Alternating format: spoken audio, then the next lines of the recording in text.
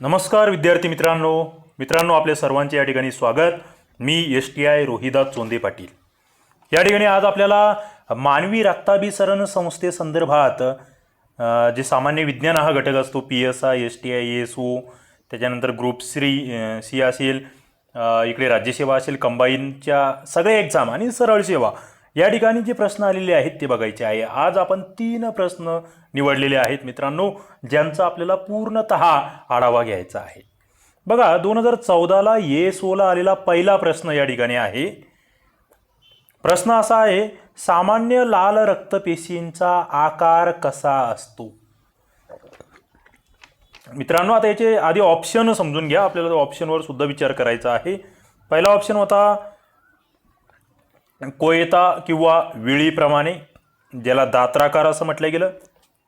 दुसरा ऑप्शन होता द्विबहिर्वक्र, ज्याला बाय कॉन्व्हेक्स असं म्हटलं होतं। तिसरा ऑप्शन होता द्विअंतर्वक्र, ज्याला बाय कॉन्केव असं म्हटलेलं होतं। आणि चौथा होता वरीलपैकी कोणताही नाही। मित्रांनो लाल रक्तपेशी, आपण याच्या आधीचं लेक्चर बघितलं होतं की पांढऱ्या रक्तपेशी या अस्थि मज्जामध्ये असतात, त्यामध्ये आपण काही प्रमाणात या RBCवर चर्चा केली होती।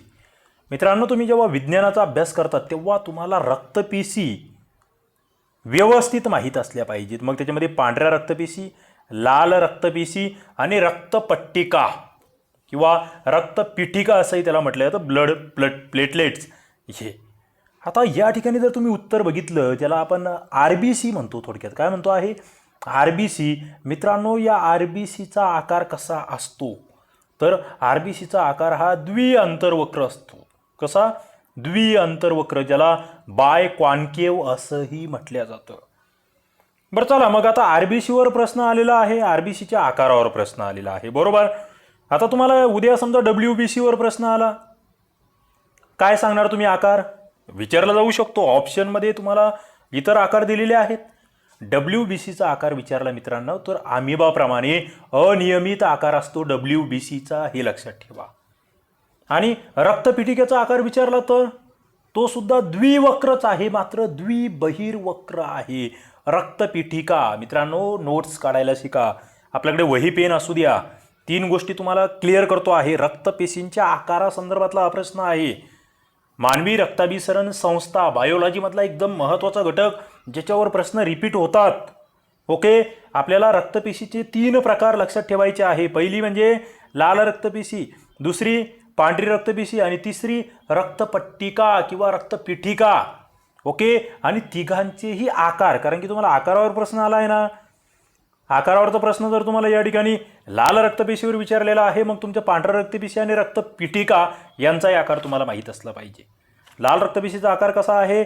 द्विअंतर्वक्र। आता काही ठिकाणी डायरेक्टली इंग्लिश शब्द हे देवनागरी लिपीमध्ये दिले जातात। द्विअंतर्वक्र, त्याला बाय कॉन्केव असं तुम्ही म्हणणार। ओके, WBCचा आकार। पांढऱ्या रक्तपेशीचा आत्ताच मी तुम्हाला सांगितलं, मला तुम्ही सांगा, ज्याला आपण RBC म्हणतो आहोत, WBC म्हणतो आहोत, पांढऱ्या रक्तपेशींना द्विअंतर्वक्र असा आकार आहे त्यांचा। ओके, अमिबाप्रमाणे त्यांचा आकार आहे। आणि पुढे आपण गेलो रक्तपिठिका, ज्या द्विबहिर्वक्र आहेत। मित्रांनो आकारासंदर्भात महत्त्वाचा मुद्दा। दुसरं आपण या ठिकाणी लाल रक्तपेशी बघतो आहोत। लाल रक्तपेशीची जी निर्मिती आहे ती सुरुवातीला जी भ्रूण अवस्था आहे तेव्हा यकृतामध्ये होते आणि नंतर प्रौढावस्थेमध्ये बोन मॅरोमध्ये होत असते, ज्याला आपण अस्थिमज्जा असंही म्हणतो, ज्याला अस्थिमध्य असंही म्हटलं जातं। निर्मितीच्या संदर्भात बोलतो आहे लाल रक्तपेशीच्या। आता लाल रक्तपेशी पुरुषांमध्ये किती असतात, स्त्रियांमध्ये किती असतात, हाही मुद्दा आहे। ओके, पुरुषांमध्ये 5 ते 5.5 मिलियन पर घन किमी इतका त्या ठिकाणी त्यांची संख्या आहे, आणि स्त्रियांमध्ये 4.5 ते 5च्या दरम्यान आहे। जिवंत किती दिवस राहतात? तर 127 दिवस RBC जिवंत राहू शकतात। हे तोंडपाठच असलं पाहिजे आता तुमचं। ओके, आणि जे काही सस्तन प्राणी आहे यांच्यामध्ये RBCला केंद्रक नसते, हे एक महत्त्वाचं। मरतात कशात जाऊन? तर स्प्लिहामध्ये जाऊन मरता आहेत। मित्रांनो लाल रक्तपेशी, एवढ्या गोष्टी लक्षात ठेवा, मला वाटतं याच्या बाहेर प्रश्न या ठिकाणी येणार नाही। पुढचा प्रश्न आपण बघतो आहोत, हा ASOचा प्रश्न होता। आता एक प्रश्न असा आहे जो सरळ क्रमिक पुस्तकामधला आहे मित्रांनो. STI 2012 साली सुद्धा तो विचारला गेला आणि STI 2013 साली सुद्धा. दोनही पूर्व परीक्षांना रिपीट झालेला असा हा प्रश्न आहे. काय विचारलं गेलं की मानवी शरीरातील ज्या रक्तवाहिन्या आहेत त्यांची लांबी किती. मित्रांनो, तुम्ही जर क्रमिक पुस्तक वाचलेलं असेल तर त्या ठिकाणी 97,000 किलोमीटर एवढी लांबी तुम्हाला मानवी शरीरातील रक्तवाहिन्यांची दिलेली आहे. जसंच्या तसं, म्हणजे तुम्हाला जे वारंवार सांगितलं जातं की बाबा विज्ञानाचा अभ्यास करताना क्रमिक पुस्तकं वापरा, 5वी ते 10वीचे पुस्तकं परफेक्ट करून ठेवा, बहुतेक प्रश्न त्याच्यामधील असतात. ओके, त्याचाच हा भाग. मग आता मान्य आहे तुम्हाला रक्तवाहिन्यांवर प्रश्न विचारला गेलाय, रक्तवाहिन्या. ओके, मग तुम्ही लगेच जाऊन त्या ठिकाणी पुस्तकामध्ये बघितलं पाहिजे बाबा रक्तवाहिन्या संदर्भात आणखी काय माहिती आपण अपडेट केली पाहिजे. तर मानवी शरीरामध्ये मुख्यतः 3 प्रकारच्या रक्तवाहिन्या आहेत मित्रांनो. किती? 3 प्रकारच्या, हे लक्षात ठेवा. 3 मध्ये काय आहे? धमनी तुम्ही ऐकलं असेल, रक्तवाहिनीच आहे. शिरा रक्तवाहिनीच आहे. केशवाहिन्या रक्तवाहिनीच आहे. रक्तवाहिन्यांचेच हे प्रकार आहे, धमनी, शिरा आणि केशवाहिन्या. 3ही प्रकार माहीत असलं पाहिजे तुम्हाला. आणि या 3 प्रकारामध्ये पुन्हा मग त्याचे प्रकारही पडतात. कसं? रक्तदाब कशामध्ये किती आहे हे तुम्हाला क्लिअर माहीत असलं पाहिजे. आता काही सायन्सचे विद्यार्थी ज्यांना चांगला अभ्यास ज्यांचा आहे त्यांच्याही लगेच लक्षात येईल की बाबा रक्तदाबानुसार यांचा चढता क्रम कसा, म्हणजे शिरांमध्ये किती रक्तदाब असतो, त्याच्यानंतर केशवाहिन्यांमध्ये किती रक्तदाब असतो, धमन्यामध्ये किती रक्तदाब असतो. मित्रांनो, हा चढता क्रम लक्षात ठेवा. शिकेध शिरांमध्ये सगळ्यात कमी रक्तदाब आहे, केशवाहिन्यामध्ये त्याच्यानंतर जास्त रक्तदाब आहे, आणि सर्वाधिक रक्तदाब कशामध्ये असेल तर तो धमन्यांमध्ये असतो. ओके, म्हणजे रक्तवाहिन्या अभ्यासताना तुम्हाला रक्तदाब माहीत असला पाहिजे, त्यांचा चढता उतरता क्रम तुम्हाला विचारला गेला माहीत असला पाहिजे.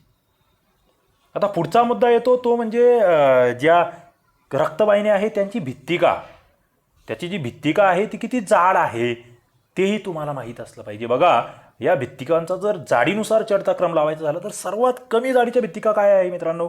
नावातच आहे, केशवाहिन्या. सर्वात कमी जाडी आहे भित्तिकेची. त्याच्यानंतर आणखी थोडी जास्त भित्तिका असलेल्या त्या म्हणजे शिरा, आणि त्याच्यानंतर आणखी जाडीच्या भित्तिका असलेल्या धमन्या. म्हणजे मित्रांनो, या ठिकाणी तुमच्या लक्षात येत आहे का, रक्तदाब आणि भित्तिका या दोघांमध्ये एक गोष्ट कॉमन आहे. काय? तर धमन्या. सर्वाधिक रक्तदाब हा धमन्यांमध्ये असतो. विधान नोटिंग करा, डायरेक्ट नोटिंग करा तुमच्या वहीमध्ये. सर्वाधिक रक्तदाब हा धमन्यांमध्ये असतो आणि सर्वाधिक जी भित्तिकेची जाडी आहे ती सुद्धा धमन्यांमध्येच आहे. ओके, मला असं वाटतं या ठिकाणचा हा मुद्दा तुमचा क्लिअर झाला पाहिजे. धमन्यांसंदर्भातला मुद्दा एकदा क्लिअर करून घ्या, याच्यावर प्रश्न आला तर चुकायला नको. ओके, म्हणजे मानवी शरीरातील रक्तवाहिन्यांची लांबी ही 97,000 किमी आहे. मानवी शरीरामध्ये रक्तवाहिन्या 3 प्रकारच्या आहेत. कोणकोणत्या? धमनी, शिरा आणि केशवाहिन्या. रक्तदाबानुसार चढता क्रम विचारला तर शिरा, केशवाहिन्या, धमन्या, आणि भित्तिकेच्या जाडीनुसार चढता क्रम विचारला तर केशवाहिन्या, शिरा आणि धमन्या. मित्रांनो, अशा पद्धतीने मला वाटतं हा प्रश्न तुमचा आता चुकणार नाही.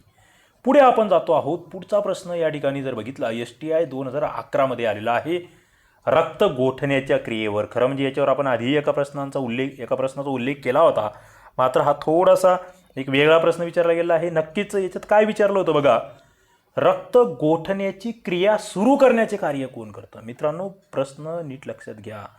आपण आधीच्या प्रश्नामध्ये रक्त गोठण्याचे टप्पे पाहिले होते. सुरुवात कुठून होते आहे, सुरुवात कोण करतं आहे रक्त गोठण्यासाठी, आणि उत्तर त्या ठिकाणी ऑप्शन तुमच्या समोर होते. तुम्ही थोडंसं डोकं लावण्याचा प्रयत्न करा. पहिला ऑप्शन होता श्वेत रक्तकणिका, दुसरा होता लसिका, तिसरा होता लोहित रक्तकणिका, आणि चौथा होता रक्तपट्टिका. मित्रांनो, याच्यात होता श्वेत रक्तकणिका म्हणजे काय तर पांढऱ्या रक्तपेशी, ज्याला आपण WBC म्हणतो आहे. लोहित म्हणजे काय? लाल रक्तपेशी, ज्यांना आपण RBC म्हणतो आहोत. मग सुरुवात कुठून होते आहे रक्त गोठण्याची, हा प्रश्न या ठिकाणी विचारलेला आहे. आणि त्याचं उत्तर जर बघाल तुम्ही तर त्याचं उत्तर दिलेलं आहे ते म्हणजे रक्तपट्टिका. मित्रांनो, रक्त गोठण्याची सुरुवात ही रक्तपट्टिका किंवा ज्याला आपण रक्तपीठिका म्हणतो आहे. थोडक्यात त्याला आपण ब्लड प्लेटलेट्स म्हणतो आहेत, ज्यालाच आपण थ्रोम्बोप्लास्टिन असंही म्हणतो आहे. ओके, त्या ठिकाणी स्टेप 1 सुरू होती आहे रक्त गोठण्याची. ती तुम्हाला माहीत असली पाहिजे. आपण म्हणजे तो मुद्दा या ठिकाणी रिपीट करण्याची गरज नाही आहे. तरी रक्त गोठण्यामध्ये 2 पायऱ्या आहेत. रक्त गोठण्याची पहिली पायरी स्टेप 1, ज्याच्यामध्ये थ्रॉम्बिन तयार होतं. पुन्हा एकदा सांगतो आहे 1 मिनिटाचा वेळ घेऊन. पहिल्या स्टेपमध्ये थ्रॉम्बिन तयार होतं आहे. थ्रॉम्बिन 3 घटकापासून तयार होतं. एक थ्रॉम्बोप्लास्टिन, दुसरं प्रोथ्रॉम्बिन आणि तिसरं कॅल्शियम. याच्यापासून पहिल्या टप्प्यामध्ये थ्रॉम्बिन तयार होत आहे आणि दुसरा टप्पा जो आहे या थ्रॉम्बिनमध्ये फायब्रिनोजनचा संयोग होऊन फायब्रिन तयार होतं आहे. ओके, पहिल्या टप्प्यामध्ये थ्रॉम्बिन आणि दुसऱ्या टप्प्यामध्ये फायब्रिन. आणि फायब्रिन याचा अर्थच रक्त गोठण्याची प्रोसेस पूर्ण होते आहे. मित्रांनो, अशा पद्धतीने रक्त गोठण्याच्या क्रियेवरचा हा एक लहानसा प्रश्न, मला वाटतं हाही आता तुमचा पुढे याच्यानंतर जर विचारला गेला विविध एक्झामला तर चुकणार नाही. नक्की तुम्हाला ही सिरीज कशी वाटते आहे. आपण जे प्रश्नांचा या ठिकाणी पूर्ण चुरा करतो आहे असं म्हणूया आमच्या भाषेमध्ये, की बाबा आम्ही जेव्हा अभ्यास करायचो तेव्हा म्हणायचो की बाबा एका प्रश्नाचा चुरा झाला पाहिजे. ओके, त्याच्यात काहीच राहायला नको. तो प्रश्न आला म्हणजे तो सुटलाच पाहिजे. फक्त पाहता क्षणी त्या ठिकाणी गोल झालं पाहिजे एकदम ओके. तर त्या पद्धतीने आपण जातो आहोत. तुमचं मत काय आहे? तुम्हाला याच्यापासून फायदा होतो आहे का? किती जण नोट्स काढता आहेत? नक्कीच कमेंट बॉक्समध्ये तुमच्याकडून उत्तराची अपेक्षा आहे मित्रांनो. आणि तुम्ही या ठिकाणी पहिल्यांदाच असाल तर नक्कीच चॅनलला सबस्क्राईब करा आणि असेच व्हिडिओ याच्या पुढे सुद्धा बघत राहा. चला या ठिकाणी आपण थांबूया. धन्यवाद.